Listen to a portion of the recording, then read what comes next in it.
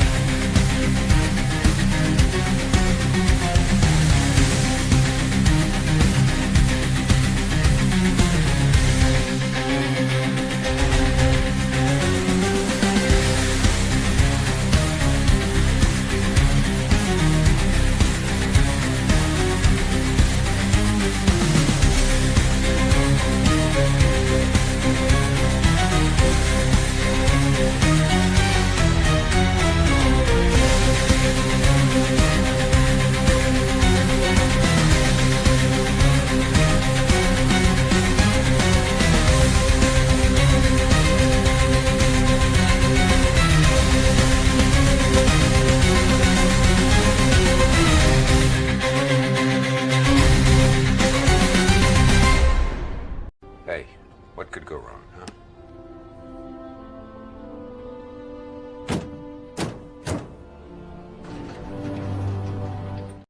And welcome back to the Stargate Files with Skeeter. Supreme Commander Thor is back with us this week. Welcome back.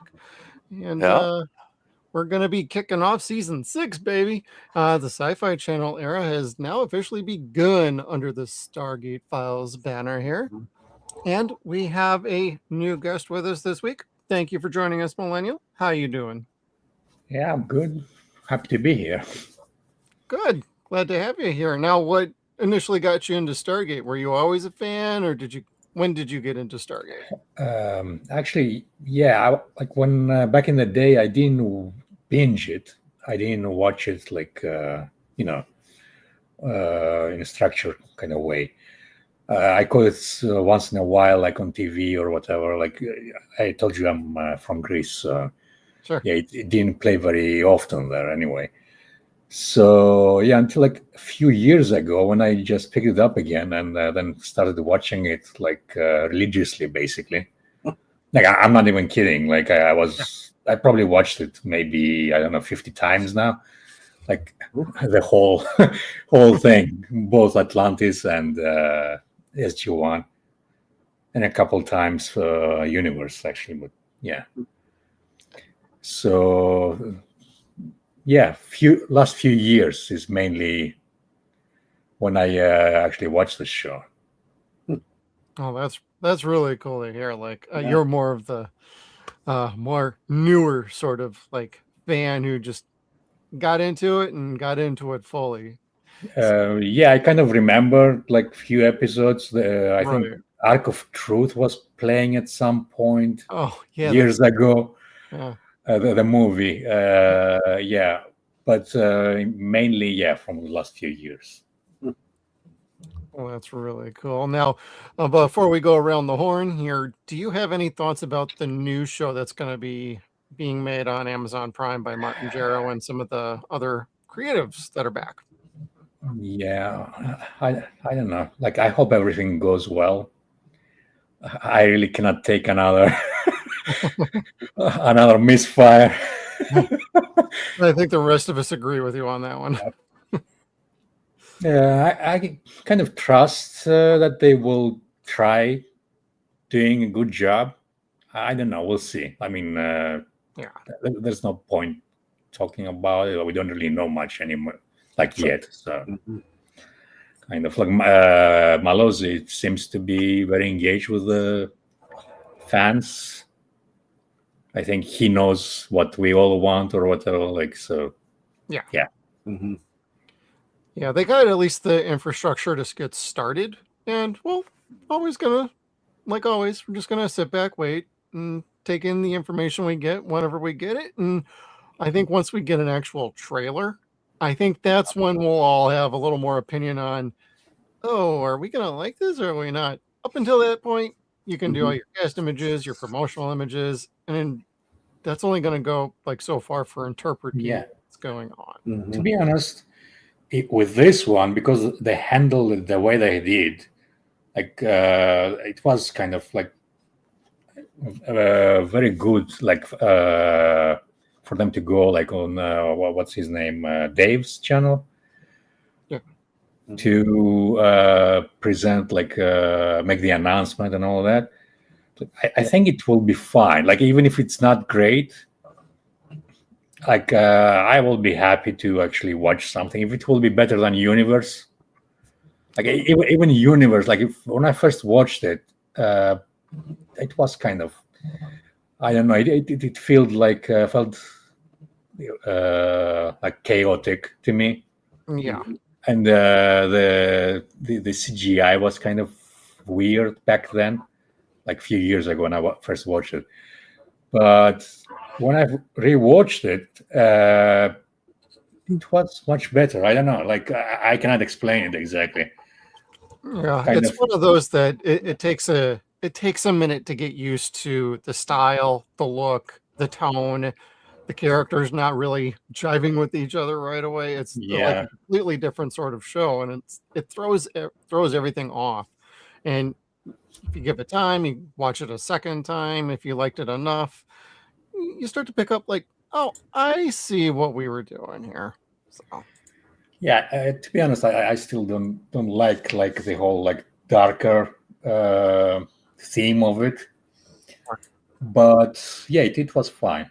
Now I'm rewatching Andromeda like same way. Yeah.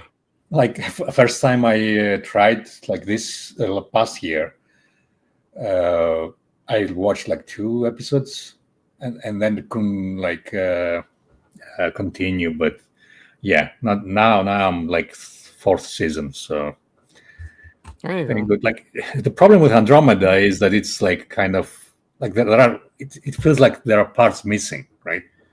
Yeah. Like even from episode to episode, it feels like there's a whole season missing there. I don't know what's going on with that.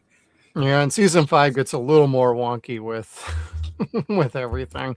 I'm a fan for Andromeda. I like about the first like 2 seasons ish when they had a different showrunner installed, and then he left and other people took over, and it just went way more episodic rather than telling the serialized story points, which I really liked what they were doing, and then they pivoted, and I'm like, all right, fine, I get it. So I still watched the show and enjoyed it. I mean, it's enjoyable, but yeah. And Supreme Commander Thor, since you're feeling better, what you been up to lately? Are you still doing every Stargate frame in order? I am still doing every Stargate frame in order over on my channel or on my account over on X. We are just finishing up Bane. It will finish at midnight Central Time tonight. And then on Sunday, we will be starting the Tok'ra part 1. And yeah, you'll have to excuse my voice, and if I suddenly start coughing, I hope to mute myself in time. That darned Anubis captured me last week and put this frickin' metal spiky thing in my head, and I haven't been feeling good since. So we're wondering where it got put in. Yeah, it goes in the brain, thankfully, not up the other way. Inquiring minds wanted to know. Yeah. People were curious. And I've been coughing up nanobots ever since. So I'm hoping by the time we get to episode 3, Descent, that when the SG team gets my consciousness back from the ship, I will be much better. Awesome. Well, that's good to hear. Glad you're feeling a little bit better and you're able to join us this week. So welcome back, brother. And Mr. Skeeter, what are you currently working on over there? I got the printer up and running tonight, so somebody could say, yeah, it's actually running. I mean, you could see it is moving around in there, so no one could say it's not running. Is that Not orange or picking on red you. printing? Hmm? Is that orange or red? And that spool Yeah. here, Yeah. that's actually pink. Oh, never mind. I had I'm a colorblind. fun.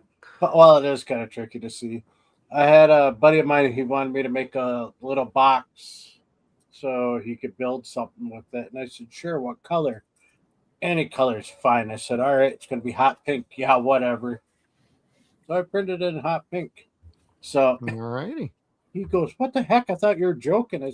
I asked what color, and you said it didn't matter. So, but yeah, I did get one printed part of it. So I still got lots and lots of pieces. It's going to take several weeks Oh, wow. because this took 7 hours. It was going to be 10 hours, but I got it tweaked a little bit faster. So it only took 7 hours instead of the 10 hours to build this one part. So, and I have Not a few bad, of though. those to build. Yeah. Yeah. So, yeah, it is running back. Things are right in the universe again this week. Good to hear. So I she hope gave to me make crap that last soon time when I myself. paused it. Yeah, I had it Oh. paused last time, and now it's going. I still have to assemble my teal'c. I'm a little bit behind because we have a new member of the crew here. Yeah. Show us Let me, your yeah, it's like for my once other I'll actually project. bring up my phone. There I you got a brand new baby puppy, German Shepherd. Mm-hmm. And he is sleeping down below me. So if he gets whimpery whiny at some point, you'll understand what the hell's going on in the background. We call him Hades. Yeah. So he is the new Goa'uld who will rule with cuteness and with his bitey teeth because he's still teething. Yep, he's 8-9 weeks old. And gets his first puppy visit next Monday to the vet, and we're off to the races from that point on. But he's sleeping, and we got some good. We got one little Stargate headline, and we're also going to be doing our. We haven't done it for a few weeks, and we keep meaning to do it. We will be doing the winner of our giveaway on Twitter tonight. Yeah. So, but before we get to that, and then we will be getting to redemption, everybody. No worries. I do want to share some good news from Twitter. Colonel Chekhov, also played by, or not also, he played by Gary Chalk, and voice of Optimus Primal and Transformers Beast Wars. Vancouver actor, has been in a lot of things. He announced he defeated cancer. So, Colonel Chekhov, Awesome. for the win, brother. Yeah, I saw that earlier today. That's because he had good Russian scientists, not these crappy American scientists. I thought you were going to say it was good old-fashioned Russian vodka. Yeah, that too. Well, vodka Kills will them. kill cancer too. Yeah. Well, anything. Kill the cells anyway. So super good to see that. Congratulations, Gary. Always love sharing good news on here. And I showed off my Destiny last week. I got shipping notices for let's see, I got it for the Destiny Gate and for the Azuran Cruiser. And then I think I got shipping notification on something else from Master Replica. So next week I will probably have 3 brand new models to show off. Oh, awesome. So it's like I got a puppy, and now I'm all of a sudden everything's starting to show up from everything I ever ordered. So woo! Better put them up on a little bit of a higher shelf. Yep. That ain't no joke. I had to move all my Stargate magazines because they were down low, and he was starting to nibble at a bunch of comic books I got for Christmas from my family in Wisconsin. And I'm like, oh crap, everything got to get off the ground now. Yep. Everything's barricaded. My Blu-rays are blocked off of boxes. I'm like, that's what I got to do for a couple months. We'll get through it. Yeah. All right. And then for our Twitter giveaway, everybody, I'm pulling up the wheel. It is preloaded, and we will spin it.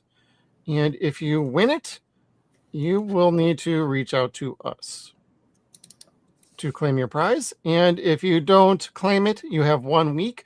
We will spin it and get somebody else the winner. So, sorry, we're not going to sit around waiting for months on end to give away a prize back. All right, so here we go, everybody. Clicking. Hey, my name's not in there.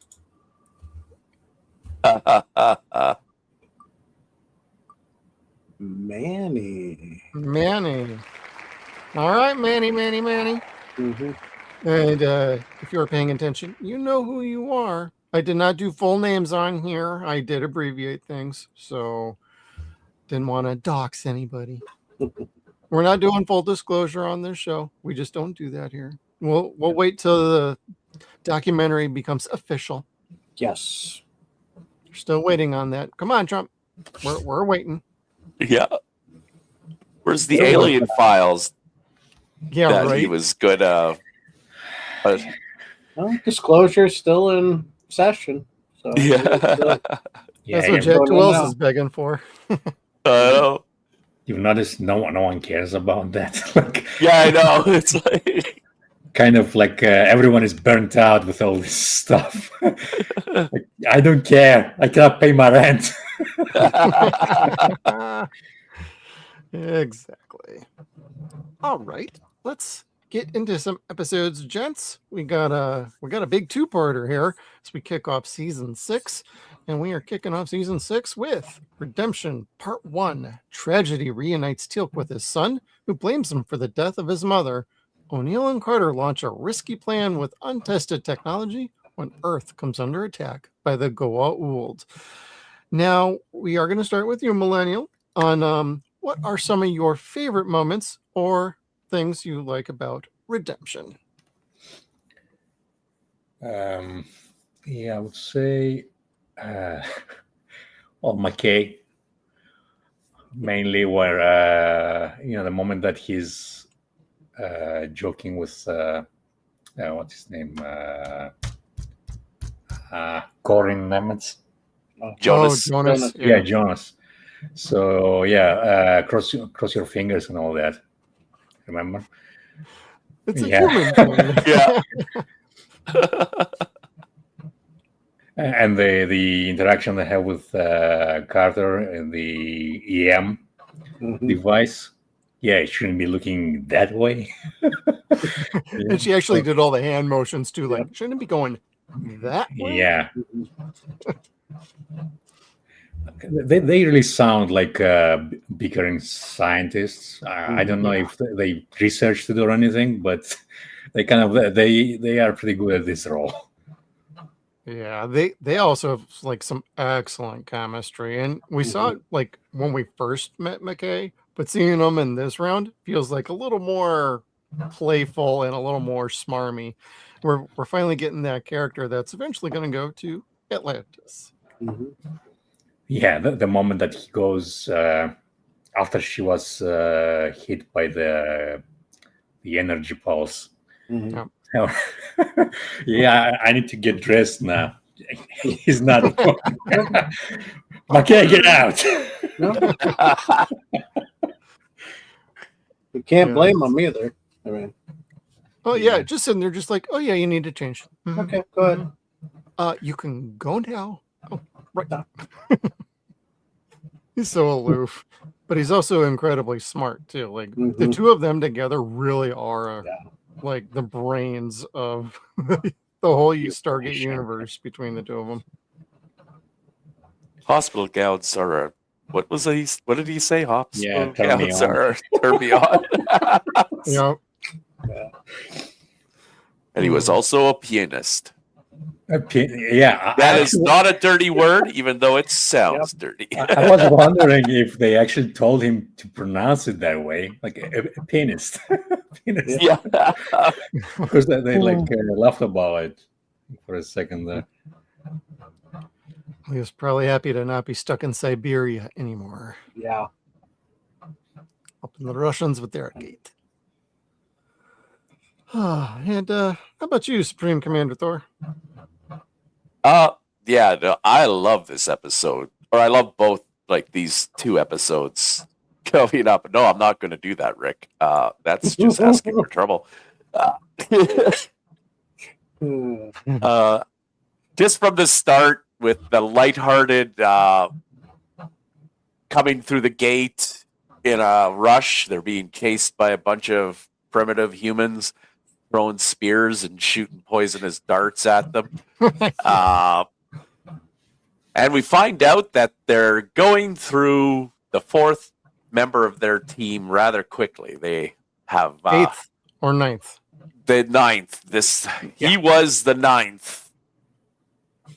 Mm-hmm. And he was going to wake up and find himself unemployed or reassigned to a different unit anyway. Yeah. And then we meet Jonas. We find out where he's been the last 3 months. Oh, I hear a dog.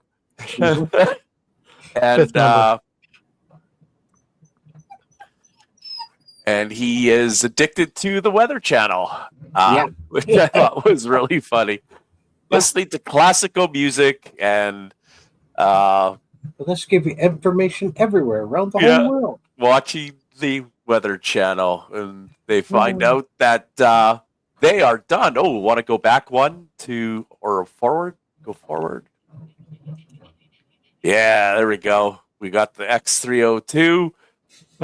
We get to see that. That looked awesome. And of course, Jack is complaining about where the cup holder was. Oh no! And then they go back to the mountain, and suddenly the gate dials up, just as Colonel Chekhov was complaining about not getting the plans for the X-302 as part of their deal. Suddenly the gate goes off and somebody dials up, and it's open, and it stays open for more than 38 minutes, but nothing is coming through that they can detect until they start doing some deep dives with their sensing equipment and find out, hey, a little bit of energy is building up slowly over and over. And if it wasn't for the iris, it'd be building up way faster. They got approximately 3 days before the gate goes boom and takes Colorado with it, and thus the world. And it's, just so much happens in this episode. And then we go to teal'c, and teal'c is dealing with the death of his ex-wife, Drayak. And there's Ryak, and Ryak's mad at him because his mom died in this horrible refugee-type camp with poor conditions. He has a hard time forgiving his father for the way they're living, and is losing faith in the Jaffa, freedom for the Jaffa. And back on Earth, McKay shows up, and he's just, I'm really glad they brought him back for this episode. He's what was needed to bounce ideas off and to have other ideas that Sam doesn't agree with, but I mean, they might have worked. Putting an EMP pulse through the gate might have worked if it wasn't a piece of ancient technology that was causing the buildup. But they try, and since they can't use their gate and they can't use the Russian gate while this one's being enabled, and they can't disconnected. We get a nice little montage of what's a little bit of Stargate trivia just after that, where, yeah, you can't disconnect the gate because it's being powered from the gate that it's connected to, that's connected to it. Yeah. You can't use another gate while it's being Mhm. used. So they got no way to contact their allies. So they devise up a plan to boost the X-302 to active duty, because it was still a few weeks away from being able to do its first test flight. But they try it, they fail, and I don't know. Was that were the episode? I watch these episodes together, so sometimes I just No, that's With okay. I kind of figured when we talked about this, like, it's fine to go between the two because it's basically Okay. one giant story anyway. yeah. If we end up just talking about the good about both of them, it's fine by me. Okay. Yeah. No. I love this episode. I'll give someone else just a chance to talk about it now, but this is one I never skip. I have no problem watching it over and over. I watched it twice today. Both of them, they're so good, and just perfect Stargate episodes. Right on. And how about you, Mr. Skeeter? Yeah, I got a couple of things. Yeah, we got the opening scene where we see this bribe chasing down the team. But did you notice Jack was limping? And you kind of wonder, why is he limping through it? Well, actually, in real life, he was got hurt while holding his daughter. I meant to ask about this because I'm like, I remember from years ago, slipped. like something happened, and for like a Yep. handful of these episodes, he was not mobile much. Yep, he hurt his knee when he slipped while carrying his 3-year-old daughter just days before production started. I thought it was a hockey thing. No. So I thought so too, but no, he was holding his daughter, slipped, Damn. hurt his knee. So yeah, but he ain't acting. That's real life. He couldn't walk.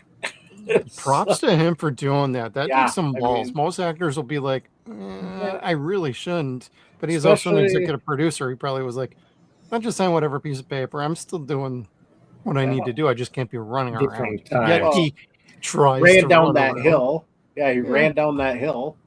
It's like, yeah. Then next, we meet Captain Hagman for a little bit. I got a played shot by- with. Yeah. Yeah, Played how come by- he's captain? I just watched it earlier and Mhm. I never heard that before. I just noticed actually. Yeah. Captain Hagman, played by Ivan Cermak. He's been in Battlestar Galactica, Smallville, Bad Orphan, Heartland, and he comes back in season 9, episode 9, Prototype, as Major Altman. Yeah, Major Altman. Sorry, I had a glare from my camera light. Sure. And then also the medic there has no name, just the medic. But that's Michael Soltis. He's been in X2, X-Men United, Walking Tall, Battlestar Galactica, Supernatural, Fringe, Smallville, and he plays another medic in iZombie, which I thought was kind of funny. Is this a holo from Battlestar Galactica? Yeah, he's in a couple of episodes. No, and, not so- Apollo. Okay. Yeah, not a big time actor. So, Battlestar also shot in Vancouver as well. So Yeah. there's some Yeah, similarities. You'll see a bunch of actors that are Yep. Vancouver based. Yep. Oh, just not only background. that, but like they also shot Jeremiah there, which reused some of the Stargate SG-1 sets. So in a few episodes, we're going to be seeing Peter showing up. Yeah. It's gonna drive me nuts because it's like I know his real voice, and he was really good in Jeremiah. until like a few years ago, I didn't know they shot all of these shows in Vancouver. Yep. Yeah. Yeah, I didn't really care much and didn't hear Right. it from anyone, so I didn't know. And then I started noticing patterns like, woods that are similar and parts of a city. I watched a lot of Highlander in the past as Oh, well. Yep. So Yep. that's probably there, right? Mhm. I think Highlander did Fictional Toronto. sequel or something. Yeah, Toronto. It was Canada, but I can't remember what. I think it city. was Vancouver. But yeah, It's either Vancouver or Toronto. Both of Yep. them had very healthy film industries for the longest time. I think Vancouver's still plugging along. I don't know much about Toronto's film scene anymore. So, also, this is our first look at the iris really close. Usually it's just, from a distance, but we're right up by it in several shots in this episode and the next. It'll poke your eye out if you're not careful, Carter. Yeah. But if you look at those little round shapes on there, yeah, that is from a DA sander. I know that because I went to school for the auto body, and that's what it looks like when you take a DA sander and just rub it around in different spots. So I had That's to put unique. that in there. Yeah. Gives it more of a heavy duty steel look or steel alloy look Sure. when they do that. Next, yeah. The new team, well, not officially new team yet, are back at Area 51. We also get to see the 302, which is funny. We almost had the exact same shot again. Oh, it's so cool. I mean, Yep. X302, but without a recall device. I was waiting for them to say, teal'c and Jack to say, no recall device, right? But they. Oh, no. In case there was some doubt about what I was just saying, no. Yeah, that was it. yeah, you mentioned it. So I was like waiting for teal'c to jump in too. So, but nah. all he did was a little hand motion while he's checking out the Yep. glider. Like, So, and then where'd my slide go? uh-oh. Another time. I had a picture of Light snack.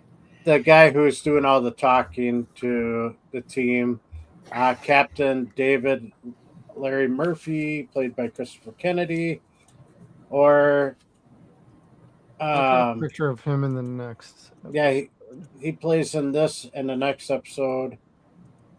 He's been in Paycheck. Yeah, there we go. He's been in Paycheck, Murder at 1600, Supernatural, The 4400, and he was the voice of Ted from Bill and Ted's Excellent Adventures cartoon show. Really? Yep, I thought his voice sounded familiar. Then when I read it, I'm like, oh my gosh, I could hear it now. So, but then, yeah, the way that Jack tried to sneak away when he sees Colonel Chekhov in Hammond's office was pretty hilarious too. Just a quick, he goes to poke in. Oh, starts walking away. Hammond catches him. Then the way Sam was giving Jonas the cold shoulder because she doesn't want him to replace Daniel or keep reminding of Daniel because of him. That was really well done. You really felt like she could not stand to see him, which I liked about that.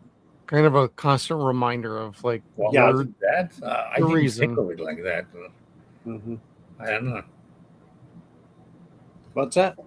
Yeah, was it that? I thought it was just she didn't think that he would be interested or something like that. Yeah, that too, because they were upset. She kind of blamed him Or for that Daniel's he death. would have the gall to even think that he could replace Daniel. Right? Yeah. So, but then, yeah, we see is Jonas trying to get teal'c's trust by boxing. Yeah.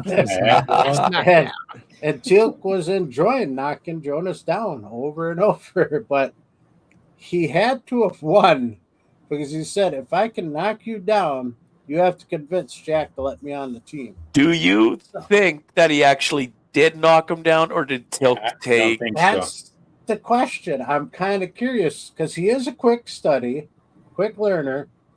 Was he able to pick up boxing fast enough to be able to knock Teal'c down? I think don't Teal'c think took so. pity on him. I mean, boxing Yeah. is something that you don't just pick up. I mean, he's twice Yeah, his but size. he so- is smarter than average humans. He learns stuff, memorizes stuff. So he might have been able to pick it up, but maybe Teal'c felt bad for him because he knew he was trying. Yeah, I just thought that he was he thought he was trying hard. So Mhm. yeah, Well, and Teal'c is so jacked. It's like, Yeah. bro, taking him down in this particular shape of his roll. Mhm. My God, like no. It's like going up against Mike Tyson. He might still be old, but he'll still knock me the Yeah. frick out in like no time. And then, yeah, like I was saying, just before he tells Jack, This was hilarious. A little Just a light snack? snack. Yeah, a little snack, yeah. which does look really good, actually. I know. So, Yeah. Teal'c Fruit does buffet. enjoy the cafeteria, I think. yeah. Yep. But you get, in all reality, that's what he's used to because he's always on base. He's rarely off base. So, Hey, free food. yeah. Yeah, then we get Braytac is back, and then whoop, Take nothing my else. Then Ryak, we see him, but he's not happy to see his daddy's back. Then I had a little issue with the show the second time watching through, and I did watch it, over and over. The timer, first off, how's the reflection normal? Wait, It should what is be that? reversed. Yeah, but if the computer screen's facing a window, the reflection would be backwards. So that's what I how mean. is that working like that? If it's reading off the wall or the computer screen? That's from the computer screen. I didn't notice that. Well, I'm not sure if it's a computer screen or a timer on the wall, but it's a reflection in the window because it's not, on the gate itself. But this timer, as you can see, it started at 37 minutes, 17 seconds, and then we got the 54 for the hundredths. Then we go to the next scene with Sam, and then back to Hammond, and it says 37, I never caught that. 33. No, I didn't And either. it goes all the way to 35, or yeah, and then it goes back to Sam, and yeah, it says 37, 31. After I was at 35 by the end of the scene, then it goes back a few seconds, jumps forward, and then at the end of this scene, we see it on the wall with behind Hammond saying 37:58 on the Stargate, and then it shows to this computer screen here at 37:53. So it's like a few seconds. It's not terrible, but it is just a few seconds, and it caught my attention. I'm like, wait a minute.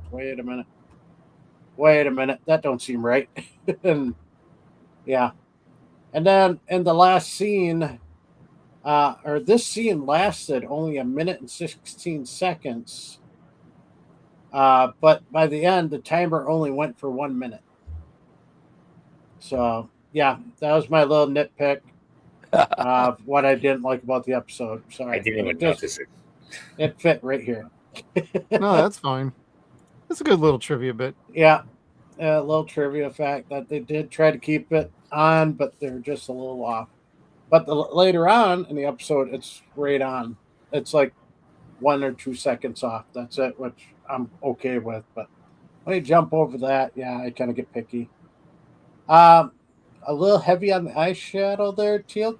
Yeah, that's yeah. I mean, that is really thick and like sharp edges. Like you can tell it's drawn on. It's not the natural eye look to them. So I was a little weirded out by that, but I was like, all right, whatever. Then the math doesn't math. Sam Uh-oh. says she wants a 60% increase, right? And it shows scale 50 That we times all do. more, yeah. Then it shows that at 50 times. And then 200 times, which I thought was kind of weird because, yeah, she's saying an increase, but this was over the normal 200. So this means the normal 200 range that they usually see times that 200. After that 50. So I looked it up. Yeah, there's a trivia fact on this. Yeah, the continuing when Carter calls up the Gates diagnostic, she asks for 50%, then a 200% increase. This adds up to 450 because it was already at 200. All right. So of the normal, yet the screen shows times 200 or 200 times. So that actually makes it 19,900% of the normal run. You know how the gate normally runs. Yeah, no wonder that thing's going to blow up. Don't. Yep, too much math for you guys. So, Anyone else thought that Ryak is kind of whiny all the time? mhm. A bit. Well, in the next he- episode, it Yeah. starts to go. Yeah, no, away. this is his turning point where he becomes Yeah. a little bit more mature. Yeah. In the second episode. Yeah, Yeah. I frankly like him better in the next episode. This first Yeah. one, I'm just like, oh my god, he's still annoying, but on the overall level, I like his story arc throughout the show because he's so whiny from the second we meet him to about Mhm. this point, and then after this, he actually becomes mature. He's growing up and Mhm. he's taking a more active role in everything. I see another slide got lost. Uh-oh. We get the backside of his head here and shoulder. We meet technician number 1. He is only in this episode. He never comes back to the show or isn't in any of the other shows. He is Craig McNair, whose only roles were this Stargate episode, Da Vinci's Inquest for one episode, Maximum Surge for a few, and then he plays himself as a stenographer on Murder in Normandy, which is a movie about Canadian soldiers on Normandy Beach. Okay. So They but that's bring it. back they bring back Lieutenant Simmons too. Yep, they did. I think this is his last appearance, I want to think so, say. too. But it's weird. We haven't seen him since like season 2 or season 3, and Yeah. suddenly he's back too. And then they introduce another technician that they never bring back as well. It's like, Yep. and they had Walter in the episode too. Mhm. So they had. Well, then we three had that other different- guy way back. Yeah. So Well, they haven't we- brought the woman back yet either. She was a Stargate technician in Vane, the episode I'm doing on my account right now. But she's off and on during season 2, but I don't know if she comes back in season 3. I'd have to. No, I don't think she did. So, but yeah, we see a touching moment between teal'c and Ryak sitting in front of the gate. That was kind of, him reassuring his son, "Hey, it's okay. I've been there too." That was a good scene. Yeah, and then I didn't even take pictures because everybody was moving so fast and moving their heads, and every time I tried taking a picture, it was blurry. But we see walking through the hallway Lieutenant Graham Simmons in the hallway going into the gate room. Then we see Sergeant Seiler. All of them are trying to figure out how to stop the gate. Then Jonas is there with his books looking like, "Hey, I know how to stop it, but nobody wants to stop and listen to me." Then we get good old Rodney back. I love Rodney. He's my favorite idiot. Idiot. So goes the battle of the brains between him and Sam. Braytek's hoping he can remember the sequences to get to the newest planets. You know, he is 160 some years old now, you know, so he forgets a little. 130, right? Maybe he should have crossed his fingers Yeah. to Yeah. remember. I forgot about that scene where he does that, and you can see Don just losing. Yeah, He's just he's like, trying to laugh. yeah. There's So a few this scenes must like have that been- between these episodes. He had to improv that because I mean, for Don to lose it, try to keep it together. It was so good. Mikey didn't even get that he's actually serious about it. Yeah, Ridiculous, huh? Moved on. got my fingers crossed. We're good. What's your fingers? And then one more. I got Anubis showing up. You know, doing the Asgard projector hologram. It was pretty cool. And also, we noticed the iris is changing colors from this overload. I didn't understand that because we've seen it get hot, but this turned from silver to gold. And even when the projection wasn't there, it was golden. And I could not understand why the iris was turning gold with the overpower. So, Only the lighting. Banane, and figure it out later. But yeah, that's what I had for great scenes. New people, old people we haven't seen in a while. So, Yeah, I loved having Braytek back. Basically, they brought everybody they could think of back, and it feels big. It feels epic. And that's one of the things I like most about the episode, just in general. And the second part just totally smashes it out of the park with a grand slam, in my opinion. Like, this is a good first part. It sets things up very nicely, and it keeps you guessing quite a bit of the time. Whereas with some other two-parters that happen in this season, they basically tell one story, and then they kind of complete that conclusion, and then jump into the next story that's associated with it. Like, we're going to get to a point with Prometheus and the next episode where it's like two different things are happening, but they got pushed together anyway. We don't get that here. I like when they do these particular kind of episodes, and the writing is on point. I have no problem with any of the writing. There's a lot of good character work, good character development, ultimately leading to Jonas joining the SG team and the organization fully. He's been there for 3 months, and feels like he's actually been putting in the work to understand, know, and figure out how to be part of the team. And I think Corin does a fantastic job. It feels, yes, I miss Daniel, and Carter is basically speaking as like the audience for us. And that's not what most shows do. They're just usually like, this is the new person, end of story. They don't give them a sort of introductory arc like this and actually make it part of the story. And I like that. Some of the teal'c and Ryak and Braytek stuff, that's really good. I think it's even better in the second part because of the evolution of Ryak. This one is more of, I think they just had to beat this out of Ryak, because I could even tell in the second part the actor just felt like, finally I can stop doing some of that stuff.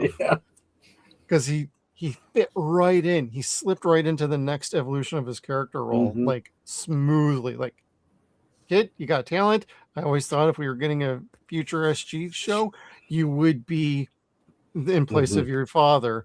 You would be the teal'c of the next generation for us. It's already there. Yeah, he just needed to be shot. Then it was all better. Yeah.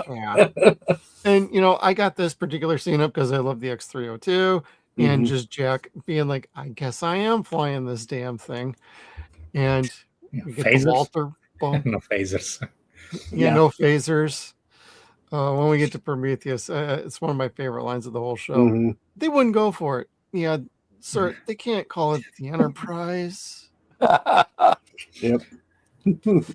And then, so there's some good one-on-one interactions. I love the what could go wrong hitting the elevator, and just Jack constantly throughout this episode and the next one just trying to be the voice of reason, which I'm like, okay, I see you're giving him a little bit of the Danielisms that we've had for 5 years about freaking time, but he does so much with so little. Him leaning on a chair, him sitting down, like for the next few episodes, he makes the most of a bad situation, and he just turns on the acting chops when he needs to. Most of the time, he's just having fun, and he knows his character. And I think it's great. Anubis finally is at the forefront, and he's breaking a treaty with the Asgard. And what are the Asgard going to do? Nothing.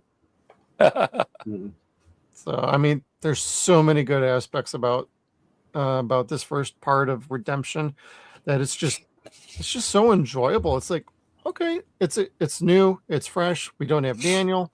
It's okay. We're still telling a really good story here. Now, it's probably a good time to slip into some favorite lines.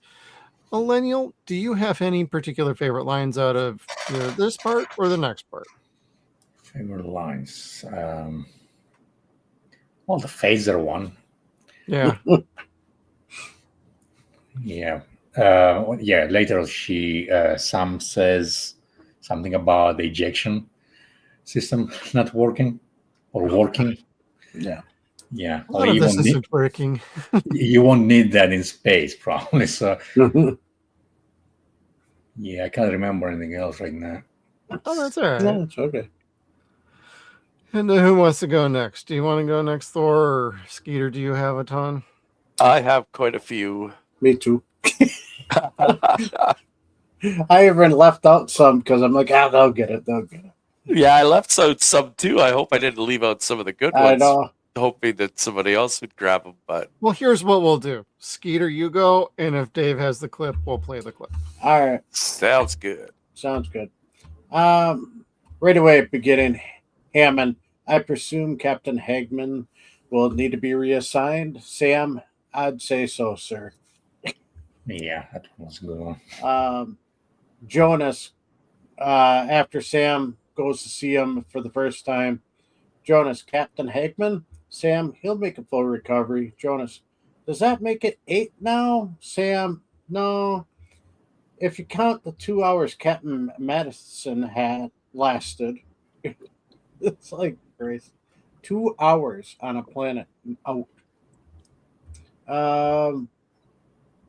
Hammond talking to Chekhov. Colonel Chekhov feels, this is when he's talking to Jack after he leaves. Colonel Chekhov feels that the symbol of our joint efforts, Russian officer should be assigned to SG-1. Oh, no, it's when he's talking to him. Jack, over my rotting corpse, sir. Hammond, Colonel? Jack, I'm sorry. Did I say that out loud? Hammond, I said I would discuss it with you and that I was sure you'd give it some careful thought.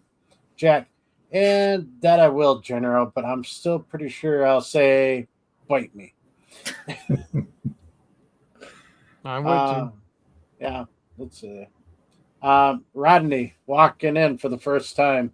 Still sexy as ever, I see. Sam, what are you doing here? Rodney, well, there's no point in building Nakoda reactors for Russia if there isn't going to be a Russia, is there? The Pentagon thought you might need some help. Sam says, not from you, Rodney. Oh, okay, well, then I'll go get a coffee and a donut and wait for the Big Bang. Clip Sam. 4. Oh. Still sexy as ever, I see? What are you doing here? Well, there's no point in building Nakoda reactors for Russia if there isn't going to be a Russia, is there? Pentagon thought you might need some help. Not from you. Oh, okay. Well, then I'll get a coffee and a donut and wait for the Big Bang. Oh, I didn't include the last part. Just what I needed. That's what she says. Yeah, Rodney says when he meets Jonas for the first time, who are you? Jonas Quinn. Rodney, the alien with the wacky Naquadria. Who are you? Rodney, McKay, scientist, Earth. I like that. It's like so confident.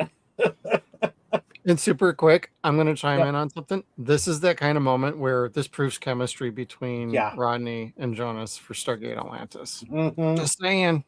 Perfect. I agree. I was just about to say that too. I mean, just that little quip between each other was amazing. Good timing. The timing, the connection. I don't know if it was for writing for that. Whoever wrote it did an amazing job, or those two were just able to connect on that level so well. Yeah. I mean, he would have been perfect for Atlantis working with Rodney. Yep. Just so sad that never happened. Oh yeah, then shortly after that, after Hammond walks away, Jonas, cross your fingers. Rodney, just a superstitious way some humans have of expressing their desire for good luck. Jonas goes, really? Rodney, ridiculous, huh? Clip 5.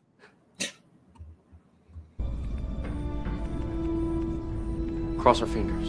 It's a superstitious way some humans have of expressing their desire for good luck. Really? It's ridiculous, huh? I like how he had to steal the book back from him. He even shows them. Yeah, I know. Ridiculous, huh? And then he's still going like that later on. It's almost like his version of "and cross your toes" too. Yep. And then, like Millennial was saying, Sam's engine. Jack says, all check. Phasers? Sam says, sorry, sir. No phasers. Sam then says, after they come back to Earth, they're still analyzing the flight data recorder, but looks like 605-3 error. Hammond says, forgive me. Jack goes, that's the one after 605-2, sir. That was good, yeah. Yeah. And then the last one I had was Jack comes down to talk to Sam. Hey, how come you're not downstairs with the rest of the eggheads?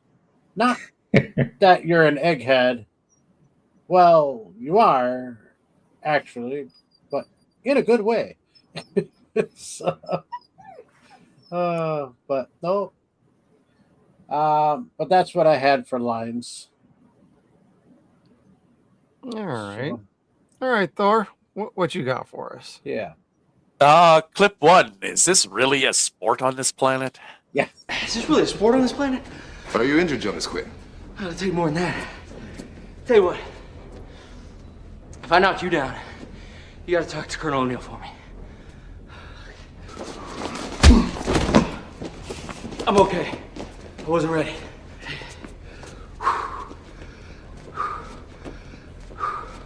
I'm ready now.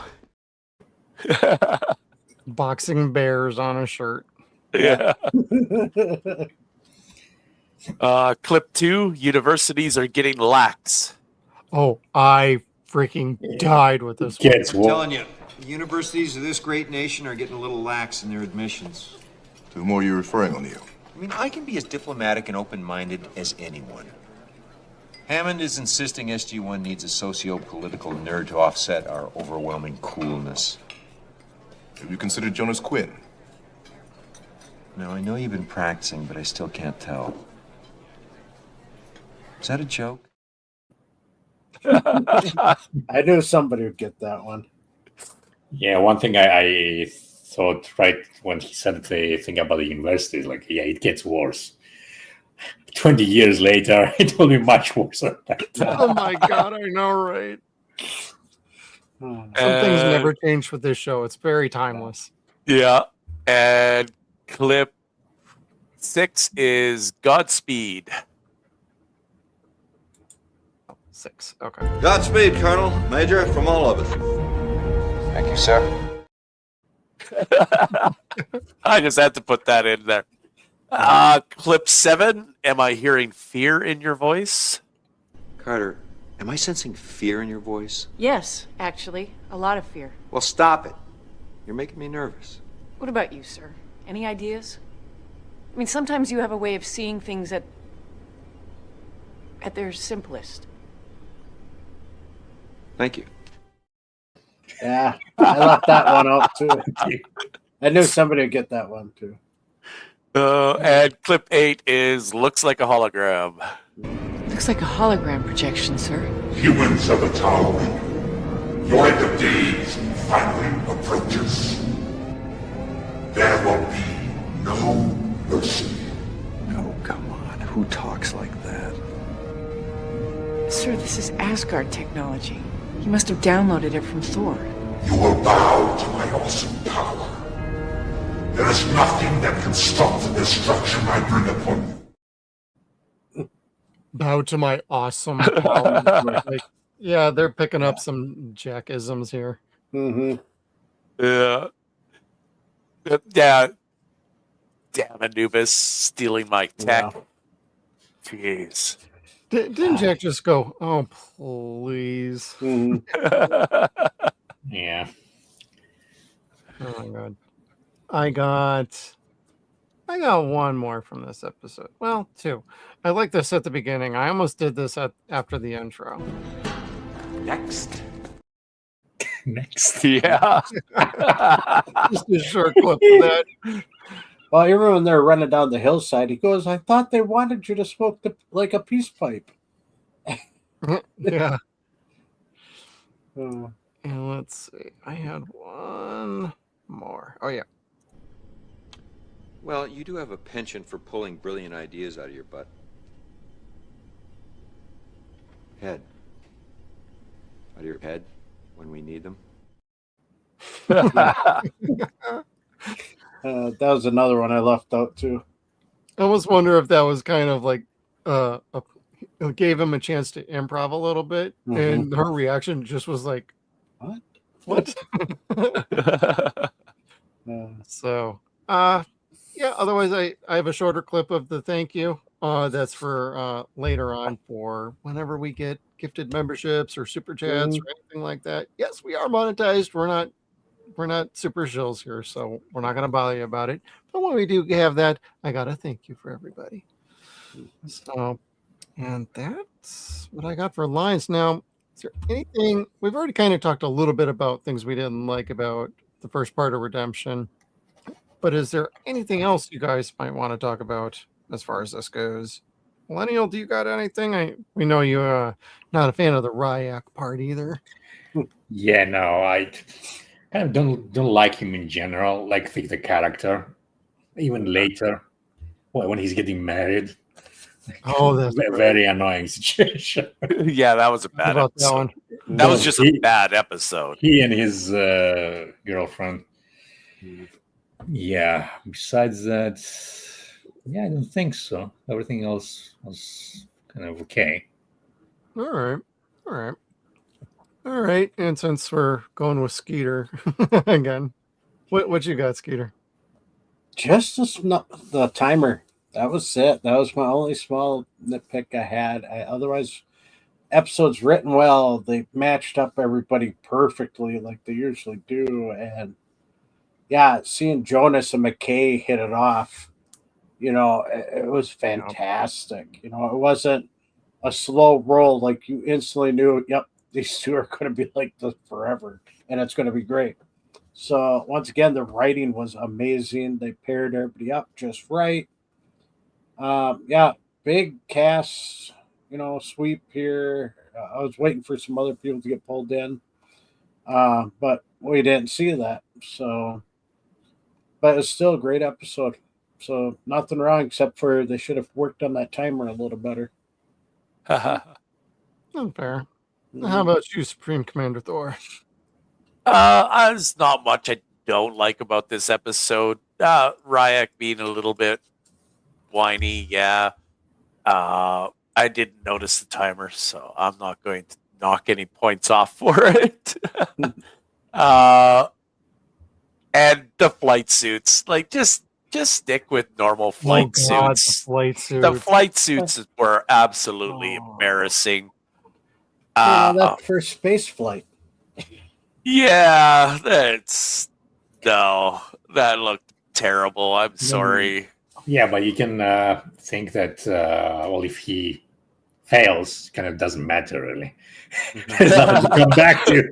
So flight suit won't save him. So, but a lot of Right. test pilot suits are different than regular flight suits too, because they're made non-flammable material, kind of like what they're wearing. So if there is a fire, they don't burn up in it. So. I guess, but I don't know. It just looked jarring seeing them walk out with those on to me. But other than that, yeah. No, I love this episode. Well written. Huge cast. They bring in tons of characters. Some we've seen before. Some are new. Some we'll see again. Yeah. And I think it was the perfect introduction to Jonas Quinn, the character. I know we met him last week, but in Meridian. But I think going forward, like this is the perfect introduction for him. Agreed. And I don't have too much. I will bag on Ryak a bit for this one. I'm just glad in the next one he's a little bit better. One of my complaints about this though with the Ryak stuff is I think they let him beat up Teal'c a little too much. Yeah. I wasn't a fan of it's like, oh, and then he beat him, and then he beat him, and then he beat him. Like Teal'c continually standing there. You'd think at some point he'd just grab this staff and just throw it off to the side, not actually do anything or strike his he feels guilty. So yeah, he actually feels guilty about all that stuff. Yeah, I mean, that's why they have like Braytech actually intervene and say whatever he said. Yeah. So yeah, I mean, yeah, I think they played it too long. Yeah. And I agree. Let's see, was there anything else? Not terribly. I think they made the best of a bad situation with a knee injury and not having Daniel back. Like they kept the plot moving. The pacing was really well done. And they set up the second one just dandy. And let's talk about some scores. I will kick us off. I'm going to go ahead and give this a straight 9. And Millennial, what do you got for a score out of this?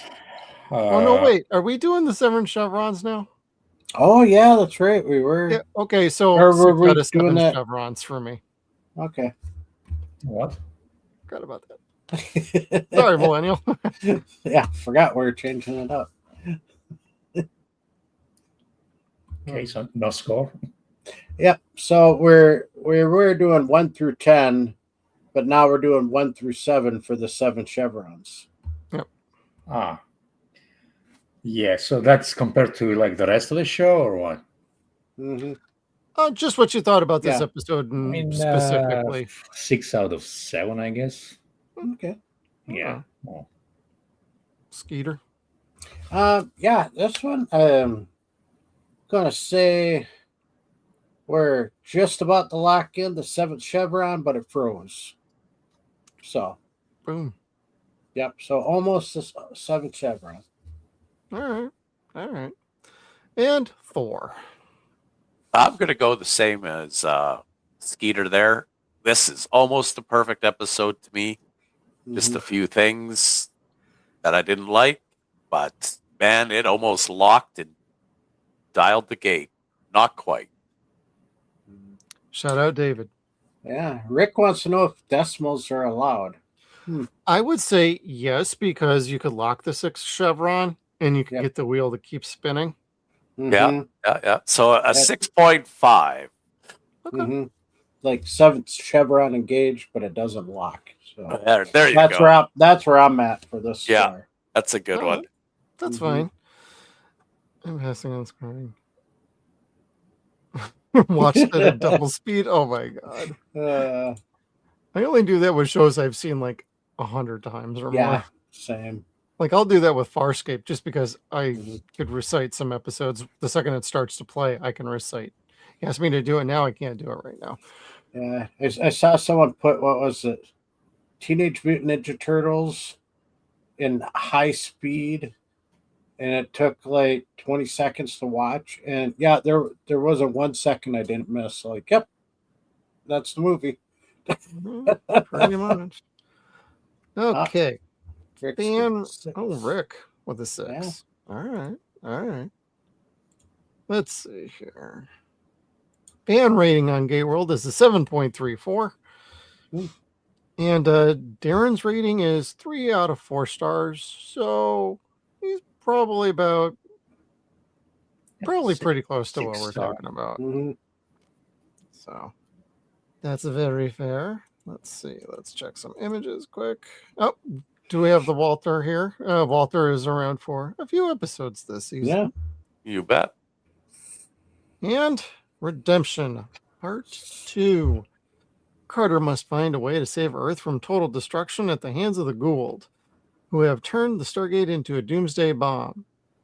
Not just Carter. Carter and Jonas and Rodney. McKay. The Three Stooges, so to speak, of what we got going on here. But Ryek joins his father on a mission to destroy the Goa'uld weapon. Goa'uld co-opted weapon. It's an ancient weapon. And they do a good job with this one. And I think this is out of the park. I'm already going to spoil my score. I think this one is flawless. It sticks the landing and gets the gold medal, in my opinion. But let's start with things you liked about this one. Supreme Commander Thor, let's hit you up before your voice starts to go out. Yep. Yeah. I like everything about this one. We just right from the beginning to the end, it is pretty action packed. We get Ryek and teal'c and Braytek and what was the other guy's name? I Shakrel? it down. Yeah. Yeah, Shakrel. Yeah, I forgot that. They go off to the world that they suspect the weapon is being held on. They come out of hyperspace and are stealthed, but somehow Anubis can spot stealth ships. We kind of find that out in Meridian too, where they are trying to escape and they manage to wound them enough to knock their stealth generator out, and at the last minute are rescued by the Asgard. But yeah, they are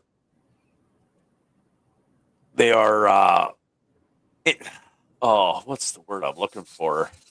They're damaged, and Shakrel heroically stays behind to try and bring them down to the planet, and then hopefully he can escape. Do we find out if does he come back? We don't really know. I don't think so. Yeah, because once they ring down, I don't think they tell us what happened to him, unfortunately. I hope he got away. I thought they used a gate, but yeah, maybe not. I don't know. I think maybe well, I guess there was other ships on that planet they could have stole too to get away.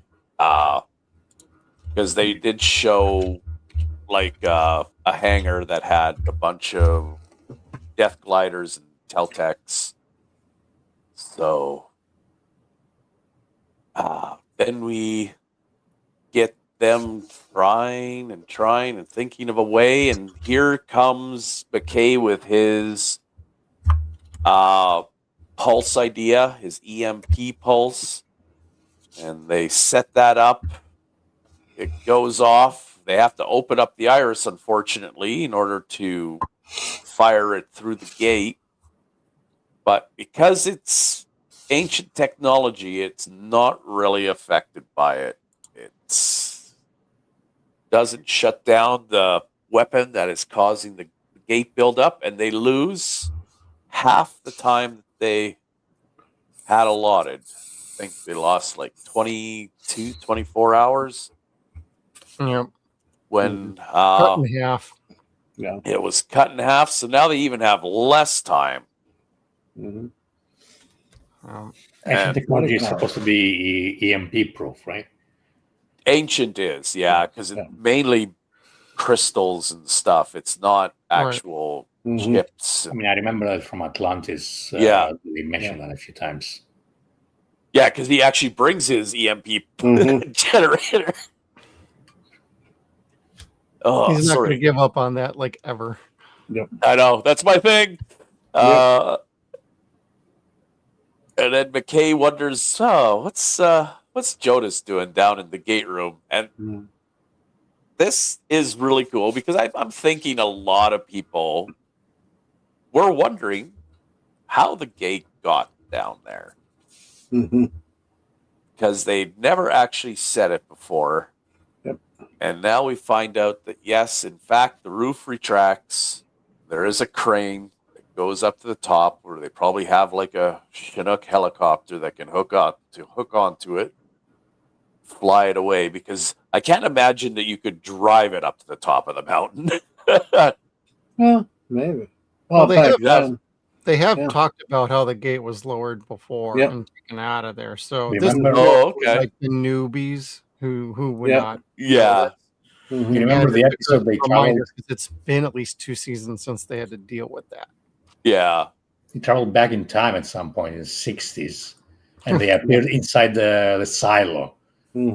Instead of the gate room, it was a missile silo. So kind of. Yeah, no, it was a converted missile silo. So you suspected that there was a way out, obviously, but you've never seen it before. And this episode, we actually get to see them lifting the gate out of the mountain, loading it onto a 747 or what? That was a jumbo jet. Yeah, I was wondering how will he get up there? Like, how will he get inside? I'm guessing that's where the Chinooks come in because they can haul. Because what was it? 68,000 pounds. The Stargate weighs. I mean, Jack. How will he get inside the 302 while he was on the plane? I'm sure they had ladders and stuff, lifts. I would have thought that jet would have been able to get him higher than 10,000 meters, but maybe, like I would have suspected maybe. That's only 30,000 feet. So some of those jets fly at 40, I know. Yep. So they could have got him a little bit higher. I was hoping. Get him that extra last because he barely ran out of power before he was able to get out of the atmosphere. But that whole scene was cool. Like flying the jet, rewriting the macros to override the safety protocols. He's in free fall. He's just patiently waiting for them to set. Yeah, it's like, just falling. I'm just falling. Try to glide down, give as much restriction as I can, so you fall slower. But yeah, 68,000 pounds. That's pretty heavy for that little jet to be hauling. And then, I like the way Jonas came up. Like he didn't really come up with the idea, but he put the idea into Sam's head. Right. That hey, like it doesn't matter where on Earth. Yeah, if we can get it outside of Earth, then it would be. If it exploded in space, that would be better. Yep. Yeah, just little things like that, and I just love this episode.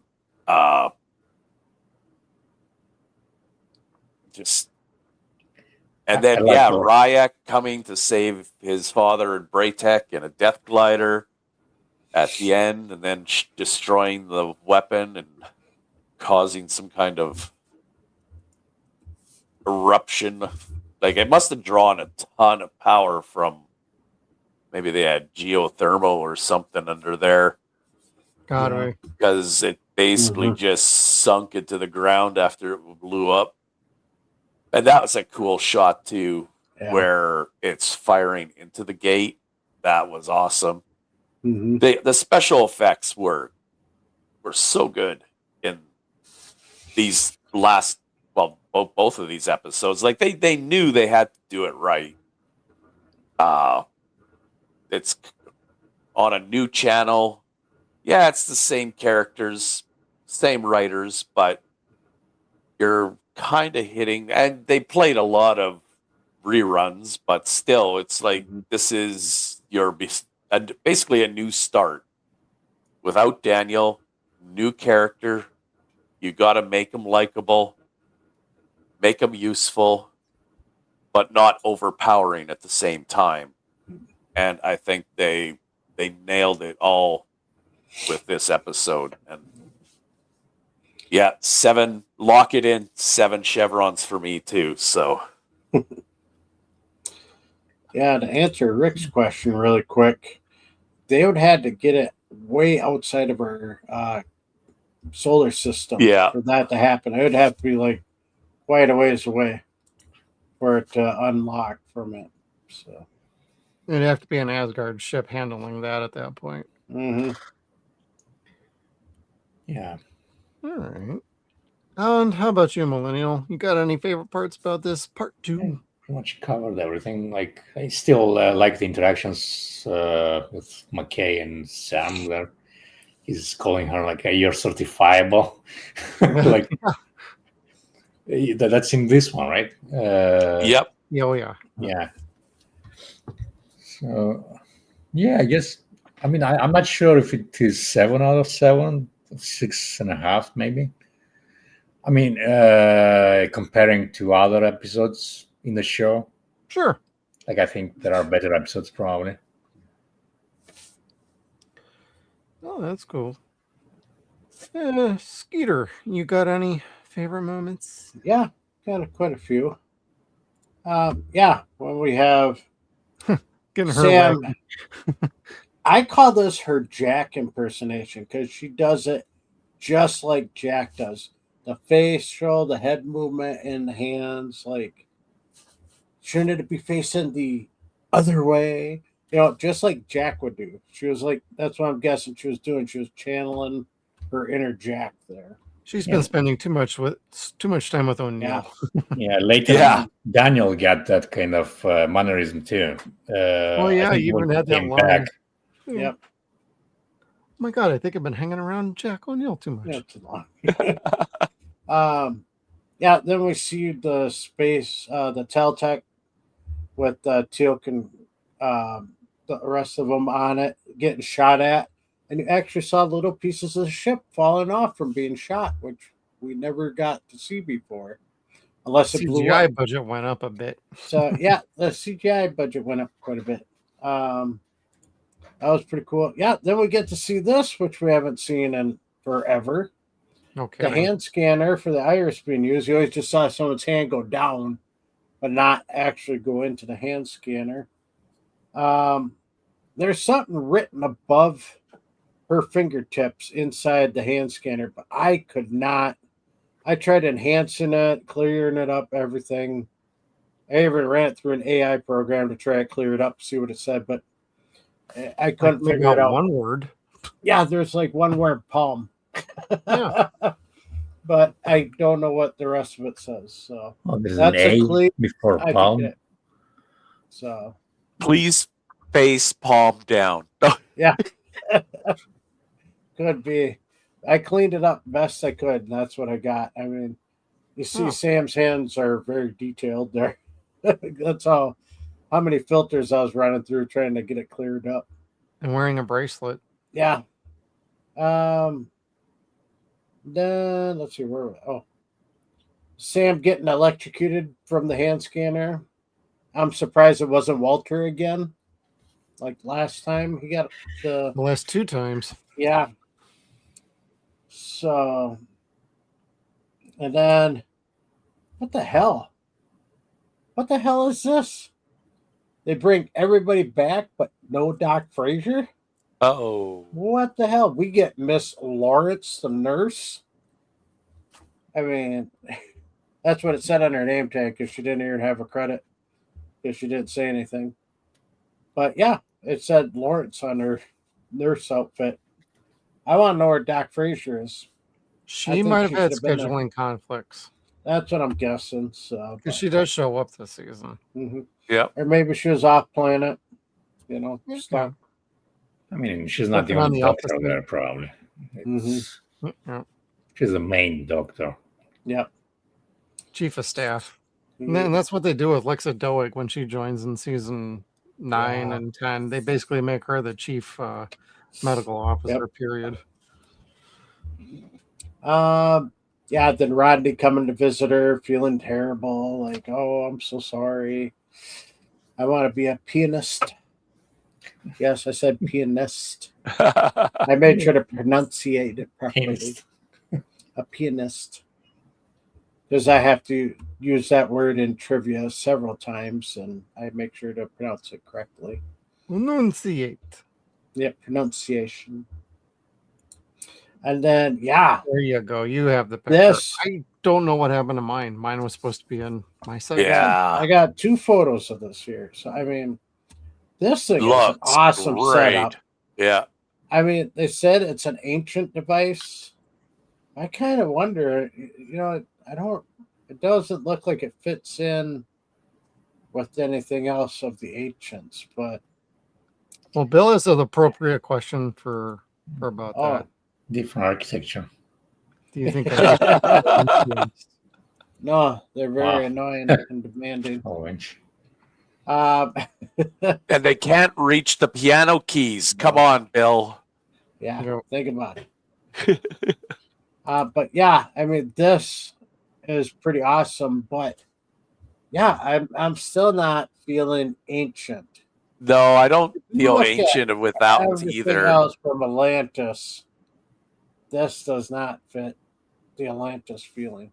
This would have been a cool idea. You beat me Introduce to a little Gene. I was furling going here to say it could be a furling design or some others. But yeah, I'm thinking it's somebody else, but not ancient. So nothing ancient about this, period. Yeah, nothing. But they kind of use this thought, you know, like there's drawing energy from deep inside the planet. That's what I was getting when it sunk in. And even when they're zooming into this point, you know, they're out here, they're showing like pipes coming up out of the ground and going over towards that center. So I kind of thinking that's where they got the idea for Atlantis, or I mean universe, where they drew the extra power from the planet. Okay. I could see that. Yeah. And then Jonas is the only one that come up with that actual solution, which I was saying early on, he nobody would ask him a question. And then that moment Sam realizes that Jonas figured out the answer to their problem. And she's just staring up like, oh crap. Yeah. So, and then ready for a small detail? What color is that symbol on his head? Not gold. Skin color.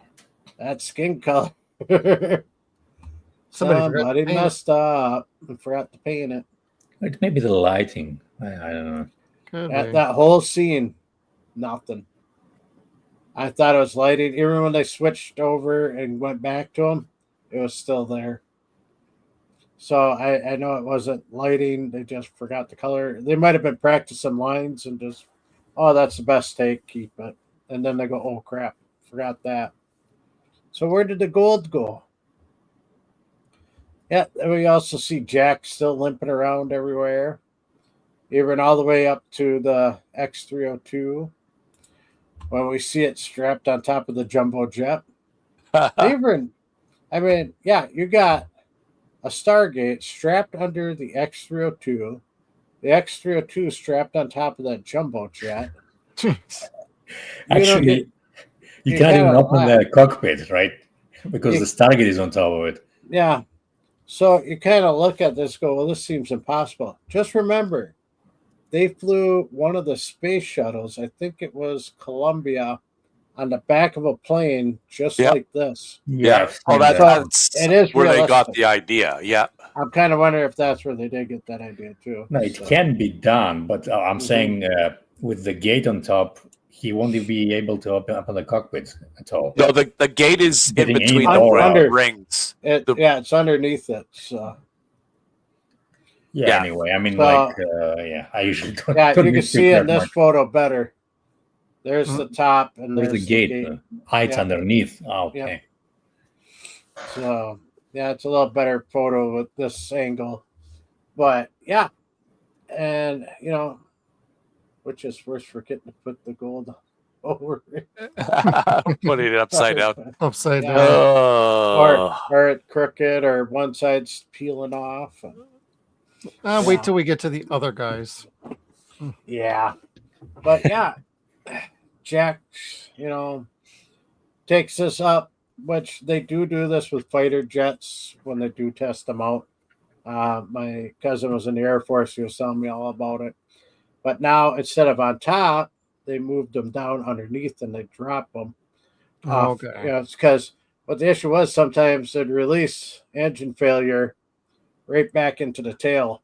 Oh. So then they go, what? Why don't we just hook it underneath? That way, if the jet doesn't take off right, it won't hit the plane. But yeah, that's what they do now. Or have been for quite a while, but when this was on,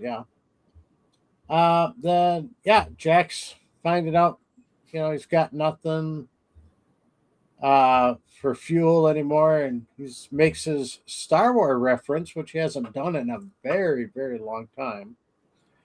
And then Sam wishing him good luck after he said repeatedly to everyone, "Stop saying that." I wish everybody would stop saying good luck. Then we get this one hell of an explosion, which we find out was over 3 million miles away, and it's lighting up the sky during the daytime. Yeah, that is one hell of an explosion. It would have taken out the Earth. Well, I'm kind of wondering too, what did it take out? So, space. I forgot to write in my notes. But how far? Oh, damn! Google started writing down what I said. Need to use Grok. How far away is Mars? That's 218 million miles away.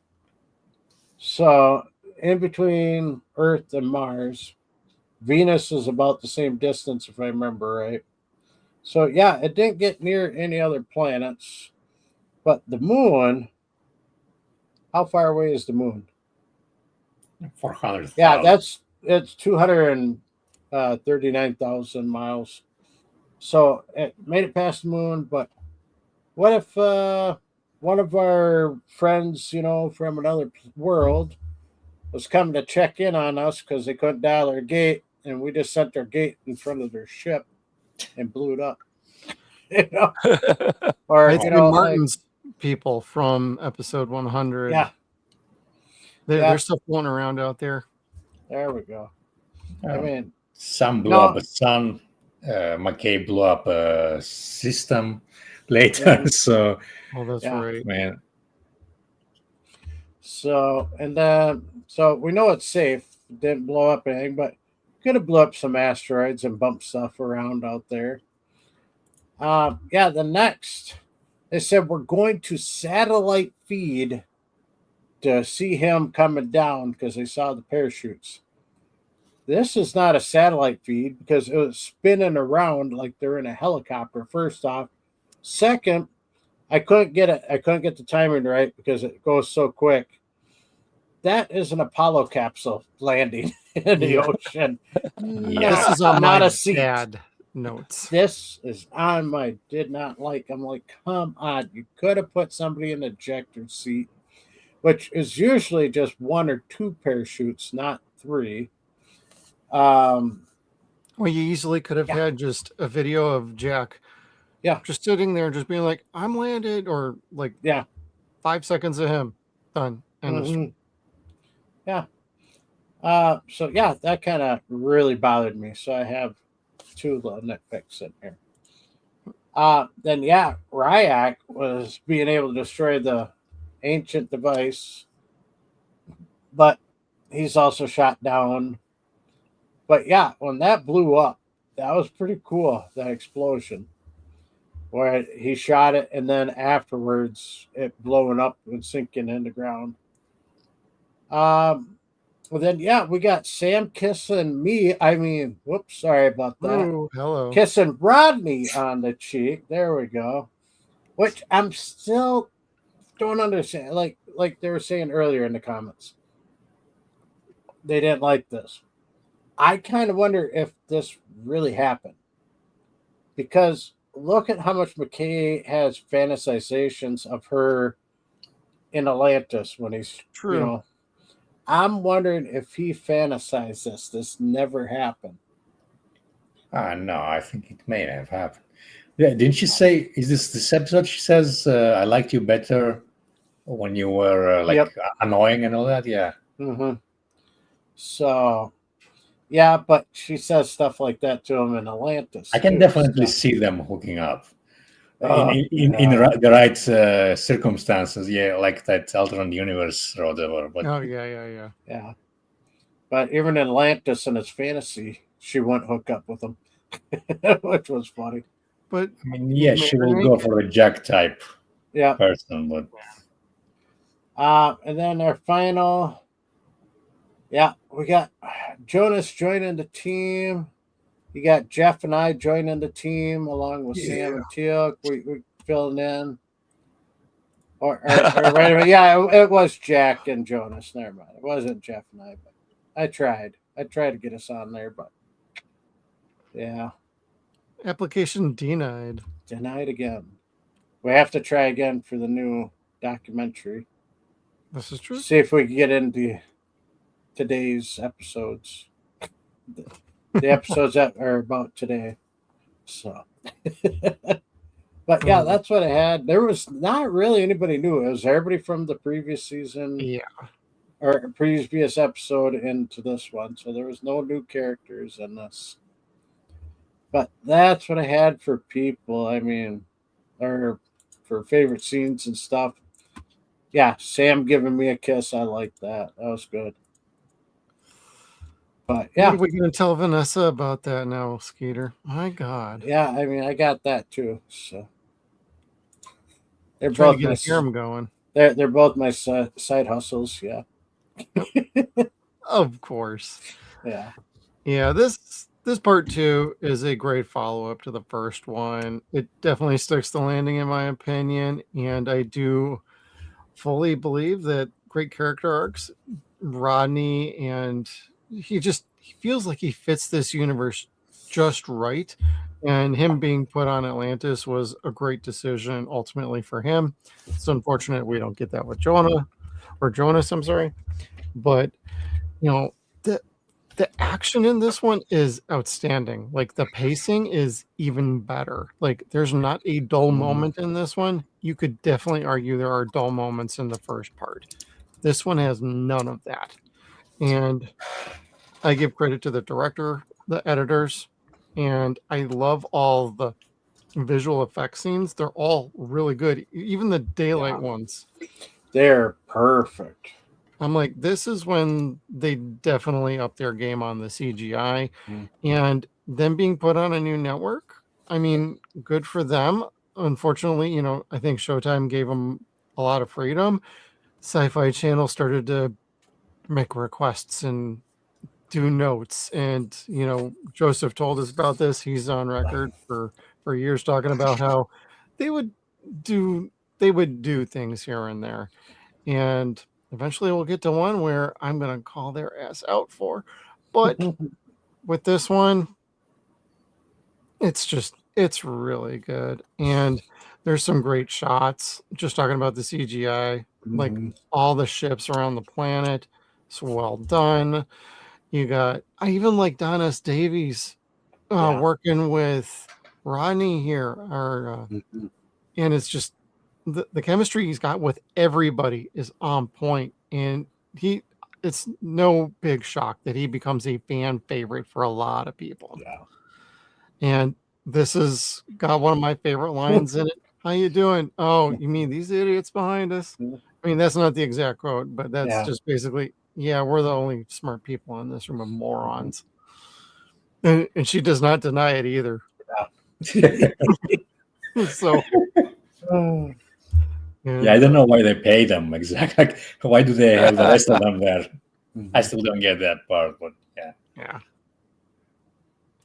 Let's see here. Yep, everybody's back again. The blow up, final shots. Ryek gets a little bit of a, hey, you did good, kid. Yep. Even though you didn't listen to any of us. And ultimately, Jonas joins the team officially at the very, very end. And the Russians are going to get their own SGC team. We're throwing them a bone, everybody. So everybody's happy. And we are leasing out the Russian gate. So we are also paying the government at the same time. Too bad, man. Oh, no, they bought it straight up. Cold hard cash. Cold hard cash. Yep. And final shot. This is super cool. They do this. Yeah. They did this with the first 5 seasons. And now they did it with the new one. I think this is great. And just on an overall level, you guys have talked about everything that's been awesome about this episode. And I could not agree more. I think this is fantastic. Anubis is still a major threat. He's not done screwing around with the people of Earth and the teal'c. And what's going to be happening after this is we are off to the races, everybody, because I do enjoy this season. When it first aired years ago, I was just like, I liked it. But it wasn't until Abyss that I fell in love with this season. And I know that means Daniel comes back for a couple episodes, but they're so well done. And it feels like they have a clear direction on this season and where they're going with Anubis. And this was a great 1-2 punch to get everybody ready and rocking for a hell of a crazy season. And I'm quite a bit further ahead. I'm going to have to rewatch episodes the next few weeks as we catch up to where I'm at right now. Because I just finished Sight Unseen. And I'm like, ooh, I forgot about that one a little bit. But the writing is still really good. So I can't help it. It's enjoyable. I think Jonas is a good addition to the crew. And Jonas definitely was, did a good job. Yeah. Like I almost didn't notice that there is something missing there. Like they switched almost seamlessly from especially if you're binge watching. If you were back in the days when this was airing, Skeeter and I can both agree. Yeah, probably you would be complaining about it, but then it felt weird for a bit and awkward at times. Yeah, at first I was sad to see Daniel go. Yeah, and then I was like, don't tell me they're going to bring Jonas on the team. But then, first time watching it, when it first aired, I started liking Jonas halfway through. I'm like, this guy's really good. But now on all the rewatchers, I'm like, oh, come on, get to Jonas, get to Jonas, get to Jonas. We're almost there. I'm all excited to see him. So, you know what? One thing that I don't like about the new show, if that will be the case, how many episodes it will be. Yeah. Like I really want it to be like, even if it's the same CGI or whatever, or cheaper shooting locations or whatever they can do, if it's like at least 15 episodes, because it just goes 10 episodes is nothing, especially if you binge it. But if they do 8, I'm going to be like, the hell is wrong with you people? I know. The thing is, this is not kind of a show like like Game of Thrones or whatever, Right. that you can make a whole like spectacle out of it for like 8 or 10 episodes. So yeah, I don't know. I just like watching it. Like what was it? Like 24 episodes. 20, 24, 22. 22, then 20. Yeah. So like, yeah, I'm just used to that with this. So yeah, I don't know. Yeah, No, I like if they're the gonna older do the episodes. 8, it's gonna have to be 30 seasons. Seriously. Well, if it's 8 episodes, they all have to be banger episodes. Yeah. They cannot afford to have an episode that's a bit slow or a bit Mhm. off. Like Yeah. when you had these longer episodes, you could do bottle episodes Mhm. to like give somebody a week off, do a Mhm. couple days. You could actually tell different stories and test out different writers, see if they fit the group, feel if they fit the team, move on to the next show. Hey, we're starting to think about Atlantis at this point. Mhm. So this is a good opportunity to like expand upon characters, character dynamics, story plot lines. You could sprinkle in things here and there. When you bring it down to like 10 or less, it's like you gotta be nailing that story. 13 gives you Mhm. wiggle room.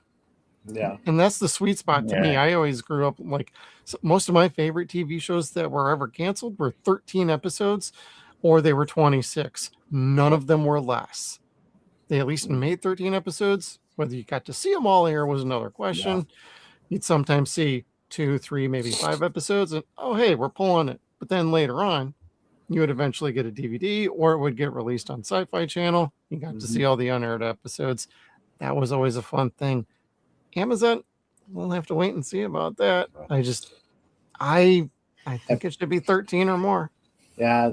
If they do the 8, then they better have like 2 to 3 seasons a year. Yeah, they cannot No. afford the break in between seasons. No, Like they 2 really or can't. 3 2-year years is gonna break. kill it. Yeah. No, Yeah, year. definitely, Yeah. yeah. A whole year. Nope. People lose interest quick. Yeah, I don't Especially care if if it's 8. like weekly or binge, like 10 episodes. Mhm. What are you doing after that? Like the whole year? Yeah. You will even forget it existed. Mhm. Right. No complaints. Yeah, yep, we did get Walter on this one. Yeah. Well, let's before we go further into that rabbit hole, let's hit a different one up and let's do some favorite lines. Skeeter, let's start with you. All right. Same rule, Thor. You bet. Rodney, when Sam walks into the gate room, you just want to be able to take credit for it when it works. Sam, for the record, I hate you. Rodney says, well, it can't get worse then, can it? Sam, oh no, I'm rapidly working up on Despising. Yeah. You know, right there, working on her inner Jack there. Rodney says, you know, you're obviously going to have to get over this whole physical attraction thing if we're going to work together. Sam says, I think I can act as though it never existed. Rodney, shall we save the world? Sam, before I take credit for this, shouldn't the EM pulse generator be pointing at the gate? Rodney, you're good. Very good.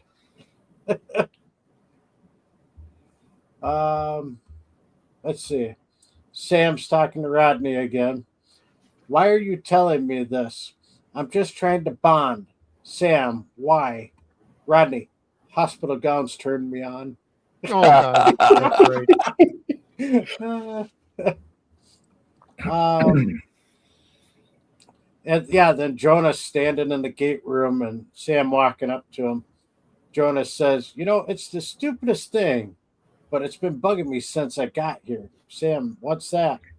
Jonas says, we're inside a mountain. The gate obviously can't fit through these doors.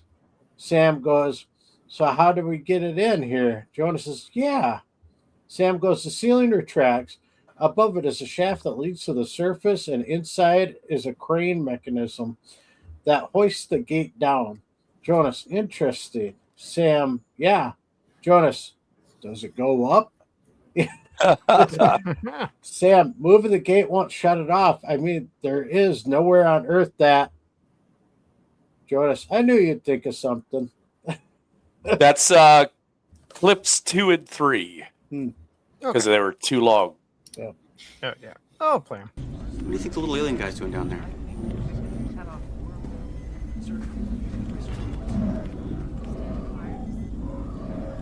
So, what are you doing? You know, it's the stupidest thing, but it's been bugging me since I got here. What's that? We're inside a mountain. The gate obviously can't fit through any of these doors. So how did we get it in here? Yeah. The ceiling retracts. And in 2 seconds. Crane mechanism that hoisted the gate down. Interesting. Yeah. Does it go up? Moving the gate won't shut it off. I mean, there is nowhere on Earth that...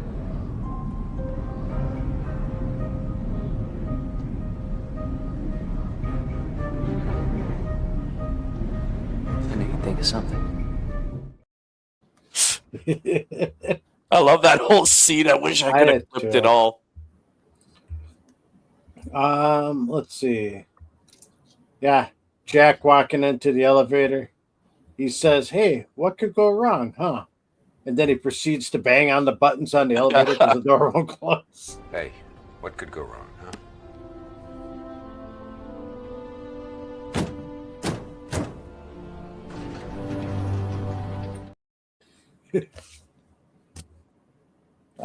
There's more to that scene. She actually Yeah. turns around and has a look on her face, but I'm like, I don't want that at the beginning of the episode.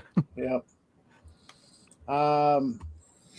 Jack said, when he's starting to float to the point where he's not going to go up anymore, he's losing velocity. Jack says, "What about the hyperdrive?" Dr. Murphy says, "Colonel, it didn't work." Jack goes, "We just didn't know where it'd send me, right? Who cares as long as it's in a galaxy far, far away." There's the Star Wars reference. No. Then Jack says, "All right," after they're trying to figure out, and we'll get back to you. "All right. For the meantime, I'll just keep on falling." I would have loved it if he was able to sing "Free Falling" by Tom Petty during that moment while he's waiting. I'm free falling. Rodney, he's near the end. Sam kisses him on the cheek. Rodney says, "That means you don't hate me." Sam, "Maybe. Too bad for you." Rodney's like, "Why?" Sam says, "I was more attracted to you when I did it." Rodney, "Really?" So, like I said, I think it's a fantasy in his head. But they changed it last minute. Then Sam saying, when they're lowering down the new Stargate, "Sir, if you don't mind me asking, what exactly did we give the Russians?" Hammond, "Good old American dollars, Major." Sam, "You're kidding." Hammond says, "And the plans for the X-302, and then we find out about the 303 here." So, which we don't see for a bit. Sam says, "Really?" Hammond goes, "And one more thing," which we find out later on that Jack has to take on a Russian soldier on their team. Then he says, "Nah, I got someone. I picked a guy." So, and yeah, like everyone was saying earlier, yep, they did get a Russian, their own team. Yeah, their own team. Yep. So they did get one in to Stargate Command to spy on everything. So, Clip 6. Sir, can't we just throw them a bone? Give them their own unit? They'd be happy with that, wouldn't they? What about SG-1? Actually, General, I've already chosen our new team member. So, yeah. That's it. The only thing I didn't like about this episode is a very tiny thing. That's the Russians are always trying to be in charge of everything at SGC, and it's a little overplayed. I think that's my I agree with that. And it starts to simmer down from here on. Oh, But it was just being pushed down our throat. Even when season 4. It's like, come on, yeah, we get it. You know, but yeah, that's what I had for lines. All right, on. Millennial, would you have any other favorite lines out of this one? No, you covered it all, pretty much. All right, Thor. What did we miss? Yeah. Only a few. Actually, we missed one from episode 1 I really would like to play, and that was clip 3 from episode 1. Oh, I think... Where is that one? Or if you can't find it, that's okay. We'll continue on. You said clip 3 from episode 1? Yeah. All right. Hold on a second. Yeah, I found it.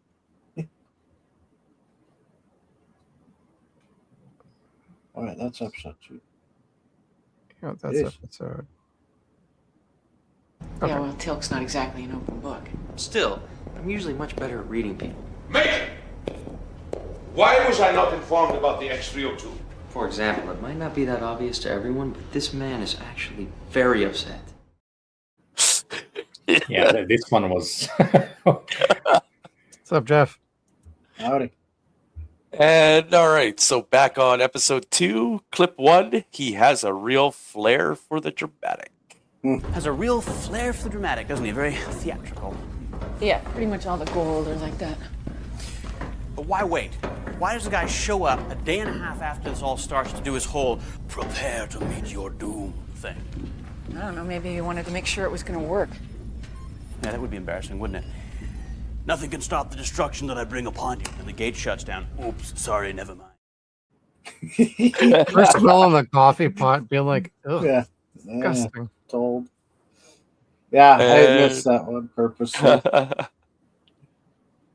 And clip 4, maybe we can reduce the risk a little. Mm-hmm. Well, maybe we can reduce the risk a little. How?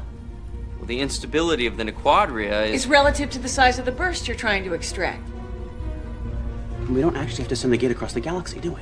Even a second in hyperspace potentially gets us millions of miles. Make the call. Mm-hmm. You ever noticed the ring on his hand? Yep. Yeah. Has that always been there? I only noticed it this last time. I have seen it before, I think. Later, I guess. But yeah, it was said in the first episode he showed up in too. So okay.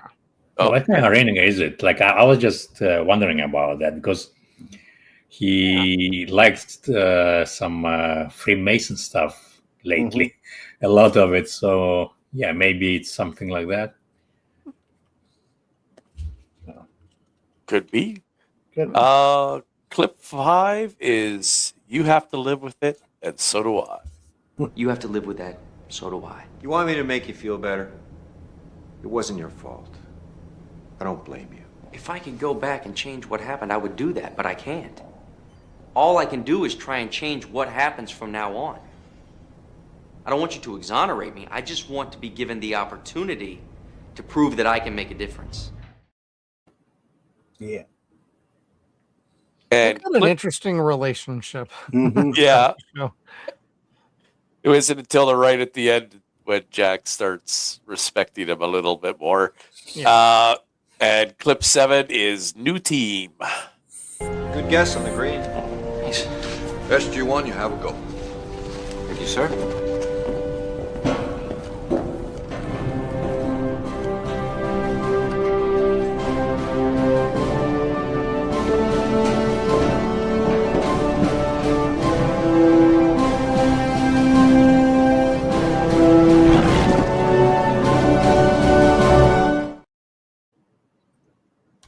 I like how he showed up with the helmet initially. Yeah. Yeah. And And then Jack's like, no, don't tell him.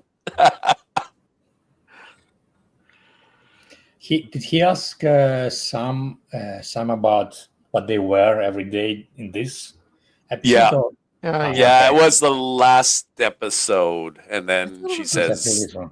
"Yeah, Oh yeah, we call each other every morning. But if Yeah, you go actually, back that's to something even I was- season 5, they still don't match up quite right.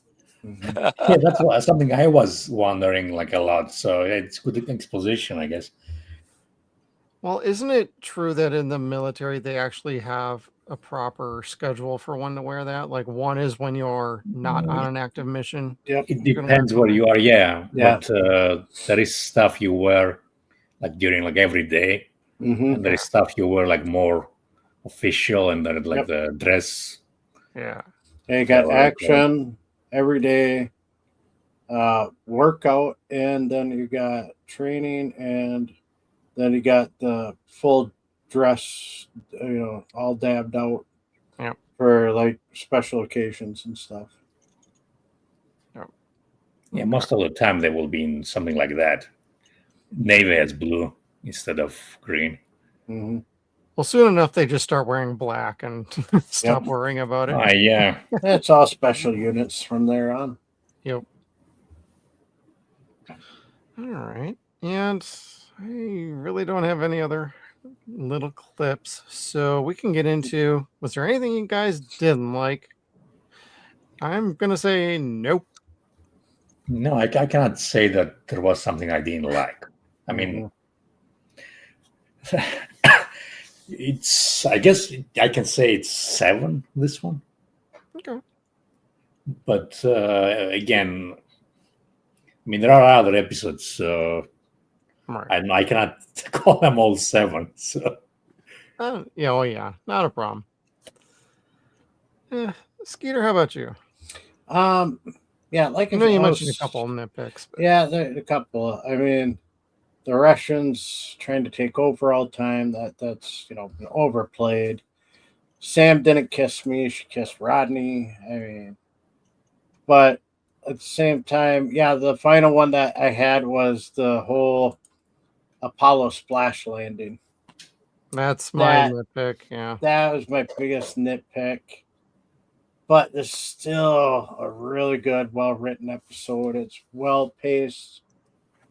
Everybody did a great job working with each other. I have to say it's going to be still a full 7. Chevrons locked and fully gate open. All right. Supreme Commander Thor? Yeah, there's not much that I don't like about this episode. There's actually probably nothing that I don't like about this episode. It's really good. I don't think I would ever skip it in a million years. This is one I watch every single time. And yeah, let's lock it in at a full 7. Yep, I'm going to lock mine in at a full 7. And other than a little space capsule nitpick, I got nothing. And let's see. Fan rating on Gate World is a 7.91. I still think that's a bit low. Yeah. But I Darren think gives it 4 out of 4. So I think we have to remember, though, that a lot of these were probably back when people were first watching it. And a lot of people probably didn't realize that Michael Shanks left on his own accord. Yeah. There's probably a lot of people that thought he was fired or let go, and they're bringing in a new guy to replace his him. contract was up too, so it's like I know. Well, they were all up because the show was only contracted for 5 seasons. So, correct. Trying to do theater or something, right? Yeah, he went off to do some King theater. Arthur, was it, or something? Yeah, I don't know where British. it was, but Shakespeare, I think it was. Yeah, no. But yeah, I think there were a lot of the low scores come from the fact that a lot of people really liked Dan, and Daniel was a good character, but he left. Michael Shanks left. He was not fired. He was not let go. He left on his own accord. Everybody else came back, so they had to find somebody to replace him with. Yep. He even mentioned it in one of the interviews. I think. Yeah. That, he basically was looking to do something else, but then didn't actually get the chances he wanted or something. And then, came back basically. Yeah, he enjoyed the stage play acting. Yeah. Some of the other roles, like moving into movies and things like that, that's where he was probably a bit frustrated and disappointed. But he also felt like when he came back for Abyss and the Changeling, at that point, he felt like, wow, they've treated my character with respect, and they've written like 2 amazing episodes for me and as Daniel Jackson's character. And by the time he got to the Changeling, I think he felt like, you know what, I actually do miss this. And he brought it up to him, and they said, yeah, we'd love to have you back, of course. And so they figured him into full circle at the end. Yeah. Mm-hmm. It worked out. He needed a break. Like, I didn't even blame him back then. I'm like, oh, well, that's fine. He's ascended. If he wants a part-time schedule, maybe you just give him a better storyline for like 2-3 seasons, even if it's only like 2-3 episodes every season. Mm-hmm. He's not gone entirely. He's just doing something else. Yeah. That was like I was reading up about who was on screen the most. And teal'c was number 2 with just over 600 episodes. But Samantha Carter is the only one on the team that has the most screen time or been on screen and episodes. Yeah. So with over 623, including the movies. Yeah. So, I don't think she missed many episodes. Like, no. I think Christopher Judge took a couple off later on, but he didn't miss many either. But Sam was there for almost every episode. She's the workhorse, man. Yep. Mm-hmm. She always gave 110%. Yep. Everybody else did too. Mm-hmm. I mean, there was points and times in like season 5 you could feel like Michael Shanks was getting a little bored or annoyed with an episode. That was about the extent of that. He still gave more effort than other shows would have from actors who are just looking to leave anyway. Mm-hmm. So when he came back, he was basically playing himself. Yeah, that was his big thing. He didn't want to play standard Daniel Jackson, James Spader. And I like him when he comes back. I think he's more comfortable. And I like all the way through season 10. I know some people hate the Ori storyline. Oh, no, I like all of that shit. Oh. Yeah. So. Yeah, no, I just wish this Ori storyline could have gone more. Yeah. I wanted another 2 seasons. Because there's so many places they could have gone with those guys. Oh, yeah. Oh, yeah. Well, they should have rebranded the show like they had mentioned before. Yeah. Years. Like, Stargate Command. Call it SGC. And it was going to be a brand new show. And Sci-Fi Channel was like, nah, we're not doing that. Yep. It's like, all right, fine. They had their chance. But, well, let's see. Yep. Darren, 4 out of 4. We got some great scores. We had a great time talking about season 6. And before we say goodbye to everybody tonight, Millennial, do you want people to follow you on X/Twitter? I mean, if you want to. I'm on X mainly to vent and piss people off. Pretty much. That's okay too. on that account, anyway. Yeah, not a problem. Yeah. I mean, I guess I talk a lot about American politics, but even though I'm not American, yeah. Everybody's got an opinion on American politics. Doesn't matter where you're at. Yeah, I was thinking of making starting a channel for a long time now, but kind of no time, and I'm kind of lazy to start the whole thing going. Yeah. Yeah, I could have done a lot of different things, like Stargate, for example, reviews or something like that. But too lazy right now for that. Not a problem. Yep. And Supreme Commander Thor, where can people find you at? I am over on X/Twitter at every Stargate frame and order. Just finished. Bane would have finished at midnight Central Time. And in 2 days' time, Sunday morning, we'll be starting the Tok'ra Part 1. And over on my buddy John's channel, he unfortunately was hit by that big storm that hit the East Coast and had lost power for 2-3 days. So that's why he hasn't been posting. Well, he just started up again today. He just got power. I think he just got power back today. So he started posting frames again today. But if anybody's wondering, if anyone's wondering, that's why, unfortunately, he got hit by that storm and his house was without power for, like I said, at least 3 days. So, I'm in New York. Well, we didn't lose any power here. He's in. He's a little bit further north, I think, than you, maybe, or further south. I don't know. They got hit. Like, they got 3 to 5 feet of snow where he was. So that's a lot.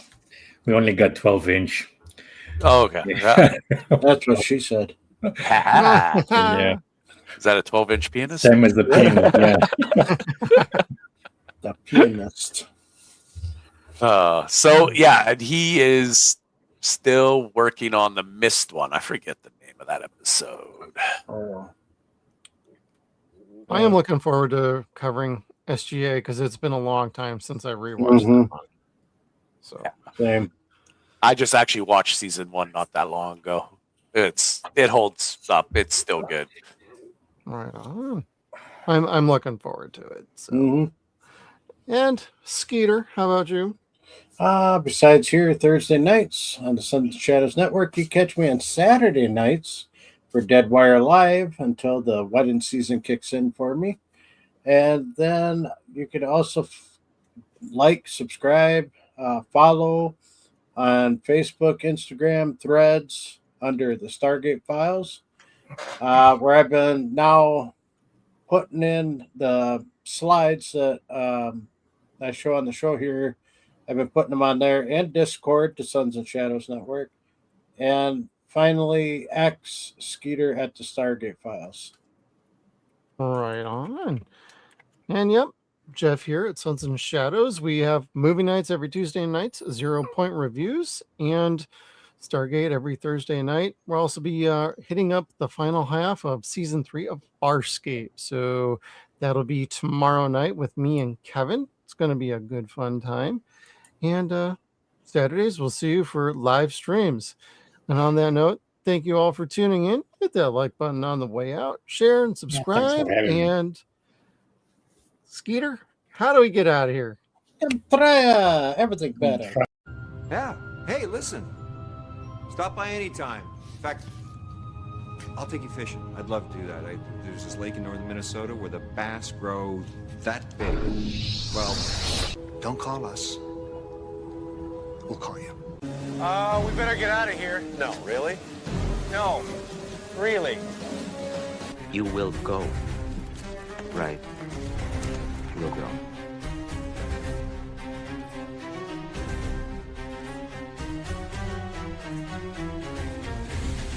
Think it gets showtime?